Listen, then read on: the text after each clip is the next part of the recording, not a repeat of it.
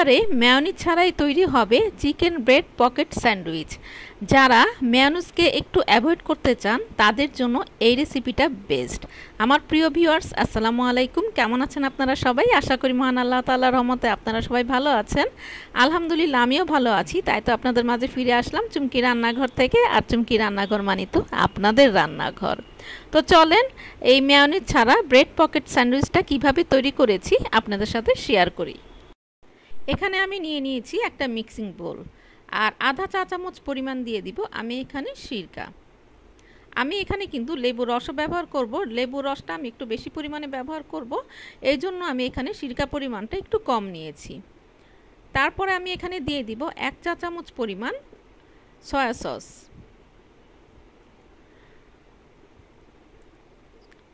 তো সয়া সসটা দেওয়ার পরে আমি এখানে দিয়ে দিব পরিমাণ মতো লবণ। তো লবণটা আমি একটু দেখে দিব, কারণ যেহেতু এখানে সয়া সস দিয়েছি।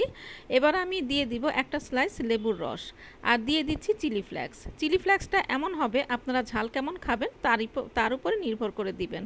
তারপরে আমি এগুলো সব একসাথে আমি মিশিয়ে নিচ্ছি। মিশিয়ে নেওয়ার পরে এখানে আমি চিকেন কিমা নিয়েছি 1 কাপ পরিমাণ। আপনারা চাইলে এখানে বিফ কিমাটাও অ্যাড করতে পারেন। তারপরে আমি মনের মাধুরী মিশিয়ে এটাকে আমি খুব ভালো করে মেখে নিচ্ছি। তো যারা চিকেনটা আপনাদের পছন্দ করে না তারা কিন্তু এখানে বিফ নিতে পারেন, বিফ কিমাটা নিতে পারেন। তারপরে আমি একটা প্যানের মধ্যে তেল দিয়ে দিয়েছি। তেল দিয়ে দেওয়ার পরে আমি 10 মিনিট চিকেনটাকে ম্যারিনেট করে রেখেছিলাম। তো 10 মিনিট পরে আমি চিকেনটাকে তেলের মধ্যে ছেড়ে দিলাম। আপনারা চাইলে তেলের পরিবর্তে বাটারটাও ইউজ করতে পারেন। তারপরে এটাকে খুব ভালো করে নেড়ে চেড়ে দিচ্ছি।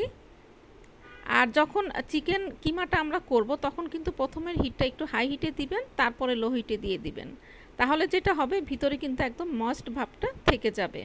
আর যদি প্রথমেই আপনারা লো হিটে দেন তাহলে কিন্তু ভিতরের ময়েস্টগুলো সব বের হয়ে যাবে। তখন খেতে কিন্তু একদমই ভালো লাগবে না, জুসি জুসির যে ভাবটা সেটা কিন্তু থাকবে না। তো তারপরে এটাকে খুব ভালো করে নেড়ে চেড়ে আমি এটাকে আবারও ঢাকা দিয়ে রেখে দিব। তো প্রথম স্টেপটা আমার কিন্তু শেষ হয়ে গিয়েছে। এটা আমি দুটো স্টেপে করব। দ্বিতীয় স্টেপের জন্য আমি এখন যেটা করব, আমি এখানে হাফ কেজি টক দই একটা ছাঁকনির মধ্যে পানি ঝরাতে দিয়ে দিয়েছি। আর এদিক থেকে আমি একটা মিক্সিং বোলে একটা ডিম নিয়ে নিয়েছি, সেখানে আমি দিয়ে দিচ্ছি লবণ পরিমাণ মতো। খুব ভালো করে ফেটে নিচ্ছি। আর ওদিক থেকে কিন্তু আমার প্রথম স্টেপের যেটা আমার কিমাটা সেটা কিন্তু অলরেডি কুক হয়ে গিয়েছে।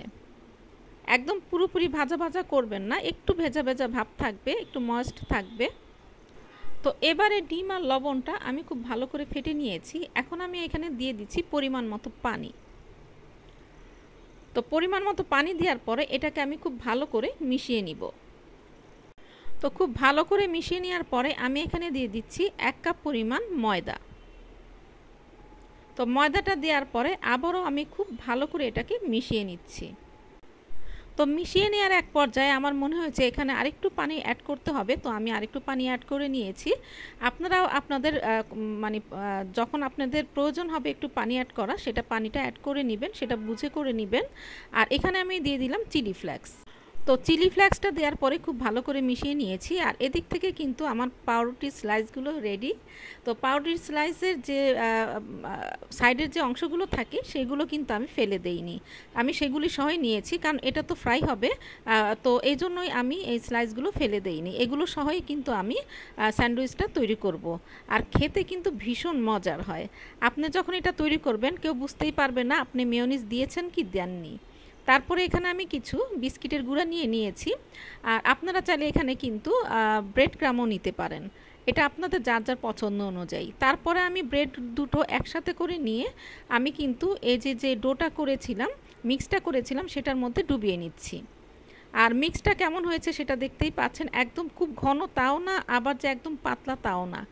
আর যখন আপনারা ব্রেড ক্রাম্ব বা বিস্কিটের গুঁড়োর মধ্যে এটাকে কোট করবেন তখন কিন্তু প্রথমে 4টা সাইড আগে কোট করে নেবেন, যেন সাইডগুলো ফাঁকা না থাকে। তাহলে কিন্তু ভেতরে এটা আপনি যখন ভাজতে যাবেন তখন কিন্তু এটা ভিতরে তেল ঢুকে যাবে।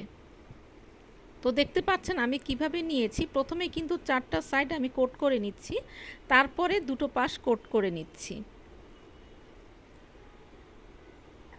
সব সময় খেয়াল রাখেন যেন মানে কোটগুলো, চারধারের কোটগুলো একদম পারফেক্ট মতো হয়, একদম যেন গ্যাপ না থাকে।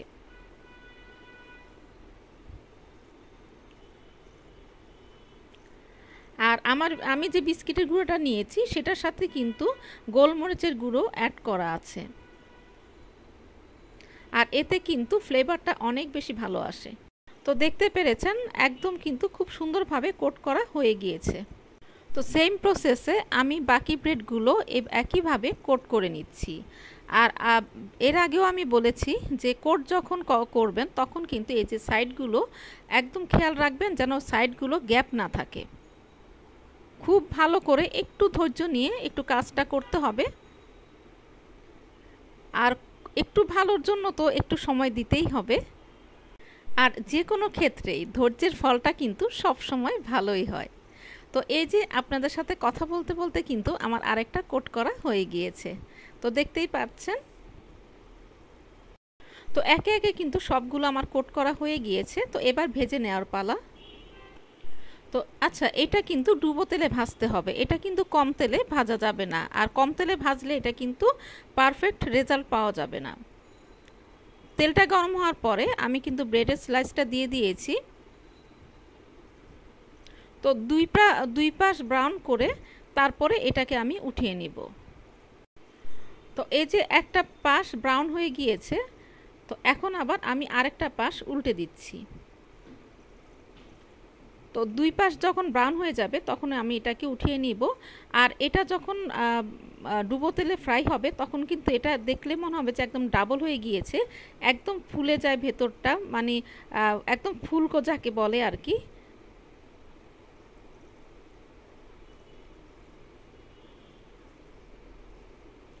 তো এবারে দেখতেই পেরেছেন সবগুলো আমি কিন্তু একে একে এভাবে ব্রাউন করে ভেজে উঠিয়ে নিয়েছি।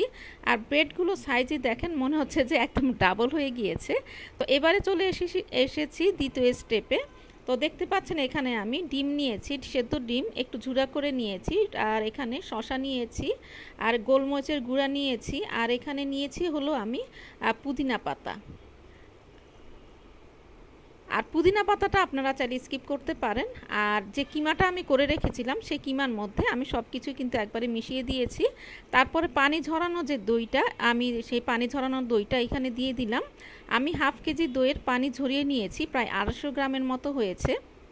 আর আমি এখানে সেদ্ধ ডিম নিয়েছি 3টা, আর এখানে আমি দিয়ে দিচ্ছি পরিমাণ মতো টমেটো সস। আর এখানে শসা নিয়েছি আমি 1/4 কাপ পরিমাণ, গোলমরিচের গুঁড়া দিয়েছি 1 চা চামচ পরিমাণ, আর পুদিনা পাতাটা আপনাদের পছন্দ অনুযায়ী চাইলে স্কিপও করতে পারেন। তারপরে খুব ভালো করে মিশিয়ে নিয়েছি। এবারে যেটা করব, ব্রেড পকেট মানে এখন আমার পকেটটা কিন্তু খুলতেই হবে। তো দেখতেই পাচ্ছেন, তো আমি এখন এখানে একটা নাইফের সাহায্যে মাঝ বরাবর একটু চিড়ে দিচ্ছি। চিড়ে নেওয়ার পরে আমি যে এখানে মিক্সটা করেছি, মানে টক দই দিয়ে, ডিম দিয়ে, শসা দিয়ে যে মিক্সটা করেছি, সেটা আমি এর মধ্যে আস্তে আস্তে করে দিয়ে দিব। তো এই যে এটা আমি আস্তে আস্তে করে দিয়ে দিচ্ছি। তো এখানে আমি টক দই আর ডিমের মিশ্রণটা কিন্তু হাফ দিয়েছি, মানে পুরো পকেটটা ভরে দেইনি, আপনারা চাইলে ভরে দিতে পারেন, এটা এমনিতেই ছড়িয়ে যাবে। তো এবারে কিন্তু কেটে নেওয়ার পালা। তো আপনি আপনার পছন্দ অনুযায়ী কেটে নেবেন। আমি 2টো স্লাইস করে নিয়েছি, আপনারা চাইলে 4টা স্লাইস করতে পারেন। ব্রেডটা কিন্তু আমার বড় ছিল। আর এই যে দেখতে পাচ্ছেন, এটা দেখলে কেউই মানে বিশ্বাস করবে না যে এটার ভিতরে মেয়োনিজ দেয়া হয়নি। আর এটার প্রতিটা বাইটে বাইটেই এত মজা, আপনারা যখন এটা বাসায় তৈরি করবেন তখন বুঝতে পারবেন। তো আশা করি আজকে আমার এই রেসিপিটা আপনাদের ভালো লেগেছে। আর ভালো লাগলেই তো চুমকি রান্নাঘরের সার্থকতা। চুমকি রান্নাঘর মানে তো আপনাদের রান্নাঘর। মনের মাধুরী মিশিয়ে রান্না করবেন, নিজে খাবেন, প্রিয়জনকে খাওয়াবেন। সবাই ভালো থাকবেন, সুস্থ থাকবেন। আল্লাহ হাফেজ।